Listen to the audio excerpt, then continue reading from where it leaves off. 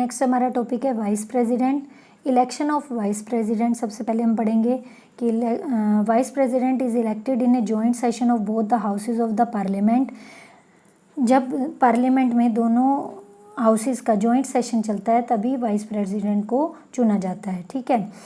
Election is indirect election. Vice president का election जो होता है इनडायरेक्ट इलेक्शन होता है। The election happens by secret ballot through proportional representation by means of single transferable voting methods. वही method होता है जो प्रेसिडेंट का मेथड होता है। इसमें सीक्रेट बैलेट का यूज़ किया जाता है और प्रोपोर्शनल रिप्रेजेंटेशन के आधार पर सिंगल ट्रांसफरेबल वोटिंग के मेथड से जो है वाइस प्रेसिडेंट को चुना जाता है। एलिजिबिलिटी बता रखी है। He should be citizen of India. He should be minimum 35 years of age. He should hold all such qualifications of Rajya Sabha member. ये जो बता रखा है उनकी वाइस प्रेसिडेंट की एलिजिबिलिटी क्या है। इंडिया का citizen plus 35 years of age या फिर साथ में राज्यसभा का मेंबर्स बनने की उनमें क्वालिफिकेशन होनी चाहिए। ठीक है।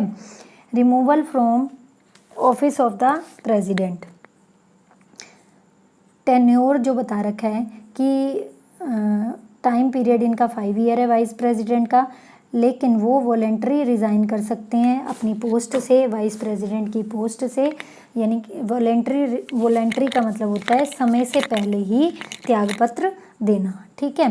प्रोसेस बता रखा है। Vice president can be remove through a motion which is passed by simple majority of Rajya Sabha and ratified by Lok Sabha. Vice president को रिमूव किया जा सकता है एक मोशन के द्वारा और वो मोशन सिंपल मेजोरिटी से पहले राज्यसभा में पास होना चाहिए, देन लोकसभा में पास होना चाहिए। Information of such a proposal needs to be given 14 days in advance. जो भी इंफॉर्मेशन जो उनकी ये मोशन पास किया जाएगा उसकी information 14 days before he in advance जो है वाइस प्रेसिडेंट को दे दी जाती है। ठीक है। Powers and function of vice president. Ex officio chairman of Rajya Sabha. Rajya Sabha के चेयरमैन जो होते हैं वो कौन होते हैं, वाइस प्रेसिडेंट होते हैं। Taking responsibility of president in his absence. उन प्रेसिडेंट की एब्सेंस में सारी रिस्पॉन्सिबिलिटी कौन उठाता है, vice president. He does not have voting right because he is not a member of Rajya Sabha. उनके पास वोटिंग करने का अधिकार नहीं होता क्योंकि वो खुद राज्यसभा के मेंबर होते हैं। But in case of tie of A bill, अगर बिल पर कोई टाई हो जाती है यानी कि 50% यस और 50% कहते हैं राज्यसभा में no, then vice president can utilize his decisive vote. तब अपने मताधिकार का यूज़ वाइस प्रेसिडेंट उस सिचुएशन में, टाई की सिचुएशन में कर सकते हैं। This is the most important function of vice president. अब और क्या रोल होता है इनका कि डेथ ऑफ प्रेसिडेंट। अगर प्रेसिडेंट की डेथ हो जाती है तो उस टाइम पे सारा काम कौन देखेगा, रिस्पॉन्सिबिलिटी कौन उठाएगा, वाइस प्रेसिडेंट।